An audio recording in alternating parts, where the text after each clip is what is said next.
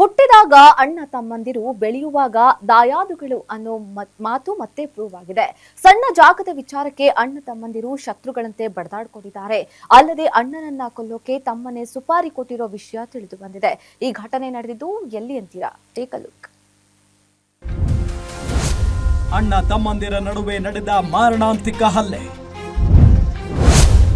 ಅಣ್ಣನ ಮಗನ ಹೊಡೆಯಲು ತಮ್ಮನ ಮಗ ಸುಪಾರಿ.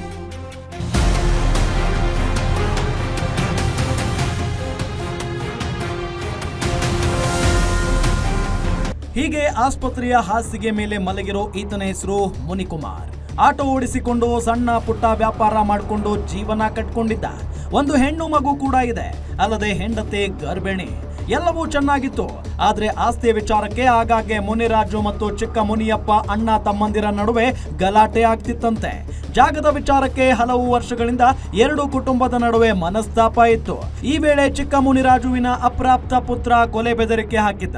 ಬೆದರಿಕೆ ಹಾಕಿ 3ನೇ ದಿನಕ್ಕೆ ಮುನಿಕುಮಾರ್ ಮೇಲೆ ಅಟ್ಯಾಕ್ ಮಾಡಿಸಿದ್ದಾನೆ. ಅವ್ರಿಗೆ 2 ಭಾಗ ಬೇಕು ಅಂತ ಜಗಳ ಮಾಡಿದ್ರು. ನಮ್ಮ ಮಾವನ ಮೇಲೆ ಜಗಳ ಮಾಡಿ ಮತ್ತೆ ನಮ್ಗೆ 2 ಭಾಗ ಬೇಕೇ ಬೇಕು ಅಂದ್ರು. ಜಗಳ ಅಲ್ಲಾಯ್ತು. ಅಲ್ಲಿ ಸುಮ್ಮನಾದ್ರು. ಪೊಲೀಸ್ ಸ್ಟೇಷನ್ ತನಕ ಬಂದಿದ್ರು, ಸುಮ್ಮನಾದ್ರು. ಮತ್ತೆ ನೈಟ್ ಜಿಮ್ ಮುಗಿಸ್ಕೊಂಡ್ ಬರೋವಾಗ ಕತ್ಲಲ್ಲಿ ನೋಡ್ಕೊಂಡಿದ್ದು ರಾಡು ಮಚ್ಚು ಎಲ್ಲ ಮಾಡಿಸಿದ್ದಾರೆ ಸರ್. ಮಾಡಿಸಿರೋ ಸಮೇತ ಪ್ರೂಫ್ ಸಿಕ್ಕಿದೆ. ಅರೆಸ್ಟ್ ಆಗಿದ್ದಾರೆ. ಆ ಮಾಡಿಸಿರೋ ರಾಡಲ್ಲಿ ಗಾಡಿ ಮೇಲೆ ಹೋಗ್ಬೇಕಾದ್ರೆ ಎತ್ತಿ ಎಸ್ದು ಗಾಯ. ಇಲ್ಲಿ ರಕ್ತ ಎಪ್ಪುಕಟ್ಟಿದೆ. ಕೈ ಕಟ್ಟಾಗಿದೆ. ಬೆರಳು, ಈ ಬೆರಳು ಕಟ್ಟಾಗಿದೆ. ಸೊಂಟಕ್ಕೆ ಹೊಡೆದಿದೆ. ರಾಡಲ್ಲಿ ಸೊಂಟ ಊದ್ಕೊಂಡಿದೆ. ಇಲ್ಲಿ ಹೊಡೆದಿರೋದು ಇದು ಬಾಯಿ ತೆಗಿಯಕ್ಕಾಗ್ತಾ ಇಲ್ಲ ಅವ್ರಿಗೆ.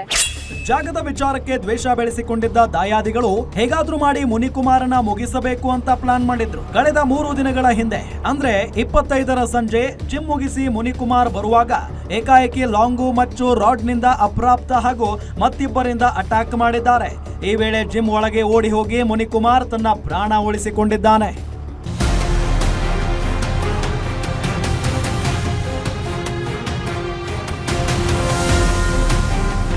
ಇನ್ನು ಚಿಕ್ಕ ಮುನಿಯಪ್ಪನ ಮಗ ಮತ್ತು ಅಳಿಯನ ಮೇಲೆ ಸುಪಾರಿ ಕೊಟ್ಟು ಕೊಲೆ ಮಾಡಿಸೋಕೆ ಯತ್ನಿಸಿದ್ದಾರೆ ಅಂತ ಆರೋಪ ಇದೆ.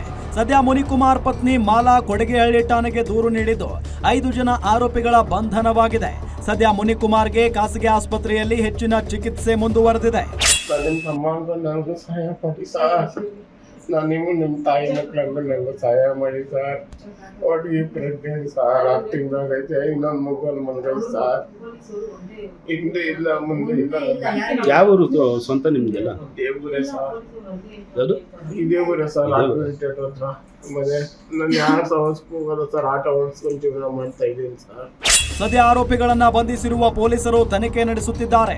ಅದೇನೇ ಹೇಳಿ ಆಸ್ತಿ ವಿಚಾರದಲ್ಲಿ ಕೂತು ಬಗೆಹರಿಸಿಕೊಳ್ಳಬಹುದಿತ್ತು.